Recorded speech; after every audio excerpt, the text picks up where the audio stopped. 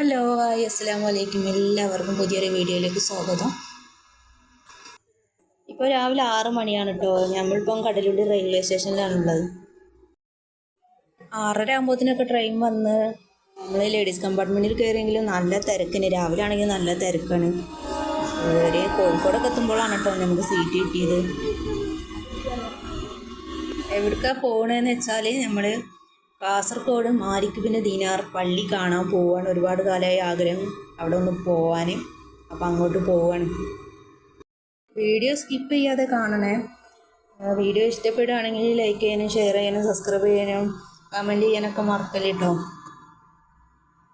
കടലുണ്ടിയിൽ നിന്ന് നമ്മൾ കണ്ണൂരിലേക്കാണ് കേട്ടോ ട്രെയിൻ കിട്ടിയത്. അവിടെ നമ്മളൊരു 9:45 ആകുമ്പോഴത്തേനൊക്കെ എത്തിയാണ്. 10 മിനിറ്റ് കഴിഞ്ഞപ്പോൾ തന്നെ ഞങ്ങൾക്ക് കാസർഗോഡേക്കുള്ള ട്രെയിൻ കിട്ടിയിട്ടോ. കണ്ണൂരിൽ നിന്ന് ഒരു 1.5 മണിക്കൂർ ഓട്ടം ഉണ്ട് കാസർഗോഡേക്ക്. ഒരു 8:30-9 മണിൻ്റെ ആ ടൈമിൽ നേരിട്ട് കാസർഗോഡേക്കുള്ള വണ്ടി ഉണ്ടെന്ന് അറിയാമായിരുന്നു. പക്ഷേ ഞങ്ങളതിന് കാത്തു നിന്നില്ല. രാത്രി നല്ല ഇടിയും മിന്നലും മഴയൊക്കെ ഉണ്ടെങ്കിലും പകൽ സമയം നല്ല ചൂടാണ് കേട്ടോ. പള്ളി കോമ്പൗണ്ടിലൊക്കെ കിടക്കുന്ന ആ ഗേറ്റിൻ്റെ അവിടെ എഴുതി വെച്ചതാണ് കേട്ടോ അത്. AD 603 ഹിജ്റ 12 റജബ് മാസത്തിൽ പ്രവാചകൻ നബി മുഹമ്മദ് മുസ്തഫ സല്ലല്ലാഹു അലൈഹി വസല്ലമയുടെ അനുയായികൾ നിർമ്മിച്ച 10 പള്ളികളിൽ ഒന്നാണ് ഇത്. ഇതിൻ്റെ മുഖ്യ പങ്കാളിത്തം മാലിക് ബിൻ ദീനാർ റളിയല്ലാഹു അൻഹുവിൻ്റെ നേതൃത്വത്തിലാണെന്നാണ് ഇതിൽ എഴുതി വെച്ചത്. പിന്നെ ഇതിൽ പുനരുദ്ധാരണം ചെയ്തതിൻ്റെയൊക്കെയാണ് അവിടെ ഉള്ളത്. ഇവിടെ വാഹനങ്ങൾ പാർക്കിംഗ് ചെയ്യാനുള്ള സൗകര്യങ്ങളൊക്കെ ഉണ്ട് കേട്ടോ. ടൂറിസ്റ്റ് ബസ് ആയാലും കാറ്, ജീപ്പ് എല്ലാം ഉണ്ട് ഇവിടെ.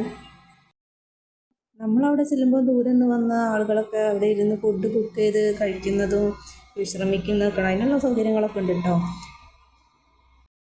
നടു സെൻറ്ററിലുള്ളതാണ് കേട്ടോ പള്ളി.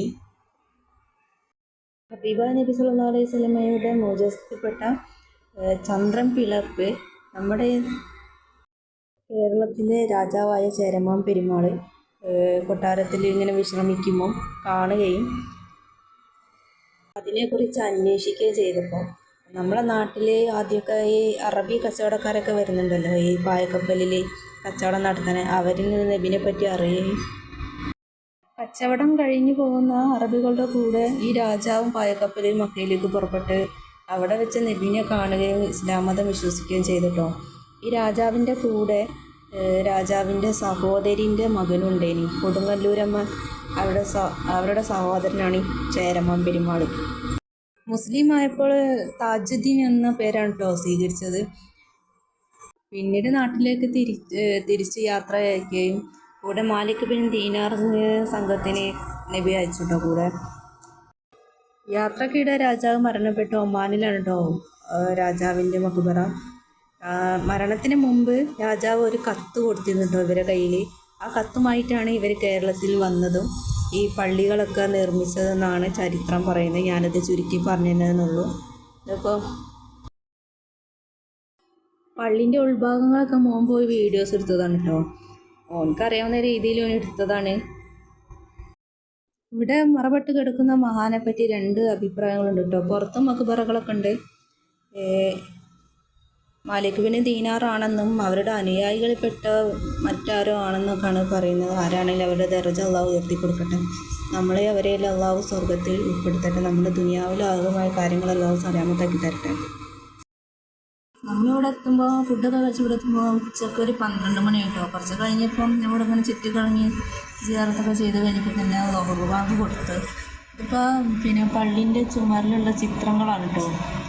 ഈ പുനരുദ്ധാരണം ചെയ്ത പുതിയതായി നിർമ്മിച്ച പള്ളീൻ്റെ അവിടെയൊക്കെ ഉള്ള ചിത്രങ്ങളാണ് ഇതൊക്കെ. വീഡിയോ എടുത്തതിന് ശേഷമാണ് കേട്ടോ ഞാൻ വോയിസ് വേറെ കൊടുത്തതാണ്. ഈ ക്വാർട്ടേഴ്സിലായതുകൊണ്ട് പുറത്തു നിന്നുള്ള ശബ്ദങ്ങളൊക്കെ ഉണ്ടാവും. അപ്പോൾ നിങ്ങളെല്ലാവരും ക്ഷമിക്കണം. സ്ത്രീകൾക്ക് നിസ്കരിക്കാനുള്ള സൗകര്യങ്ങളൊക്കെ ഉണ്ട് കേട്ടോ. പിന്നെ ഈ മക്കാമിൻ്റെ ബാക്കിൽ പള്ളിൻ്റെയൊക്കെ ബാക്കിലായിട്ടുള്ള പുഴ ആണ് കാണുന്നത്. ഒരുപക്ഷെ ഈ പുഴ വഴിയായിരിക്കും അവരൊക്കെ വന്നത്. എൻ്റെ പുഴൻ്റെ അപ്പുറത്തെ സൈഡിലൊരു വലിയൊരു കുളമുണ്ട് കേട്ടോ. ഇത് പള്ളീൻ്റെ മുൻഭാഗമാണ്. സ്ത്രീകൾക്ക് പുറത്ത് പള്ളീൻ്റെ സൈഡിൽ കൂടെ നടന്നു പോയി കാണാനുള്ള സൗകര്യങ്ങളൊക്കെ ഉണ്ട് കേട്ടോ.